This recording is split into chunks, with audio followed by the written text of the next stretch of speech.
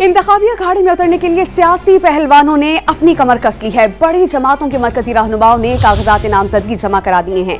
कौन सा अहम उम्मीदवार किसके मद्देमुकाबिल होगा, ये जानते हैं इस रिपोर्ट में।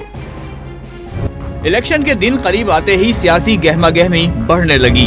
कराची के हल्का 242 बल्दिया टाउन में बड़ा दंगल सजने को तैयार है। इस हल्के के लिए नून लीग के सदर शहबाज शरीफ ने कागजात नामजदगी जमा कराए हैं। इसी हल्के से MQM पाकिस्तान के सीनियर डिप्टी कन्वीनर मुस्तफा कमाल ने भी कागजात नामजदगी जमा करा दिए हैं। PTI रहनुमा उस्मान डार की वालदा रेहाना इम्तियाज ने भी नून लीग के रहनुमा ख्वाजा आसिफ के खिलाफ मैदान में उतरने का फैसला कर लिया। रेहाना इम्तियाज ने सियालकोट में हल्का NA 71 और PP 47 के लिए कागजात नामजदगी जमा करा दिए। हल्का NA 71 पर लीगी रहनुमा ख्वाजा आसिफ भी उम्मीदवार हैं। पिशावर के NA 32 पर पाकिस्तान तहरीक इंसाफ के रहनुमा शेर अफजल मरवत और अवामी नेशनल पार्टी के गुलाम अहमद बलोर एक दूसरे के मद्दे मुकाबिल होंगे। दोनों रहनुमाओं ने इस हल्के के लिए अपने अपने कागजात नामजदगी जमा करा दिए। PTI की शानदाना गुलजार ने NA 30 के लिए कागजात नामजदगी जमा कराए हैं। इसी हल्के से ANP के अरबाब जैन उमर भी उम्मीदवार हैं। साबिक वजीर अली अमीन गंडापुर ने NA 44, PK 112 और PK 113 के लिए कागजात नामजदगी जमा कराए हैं।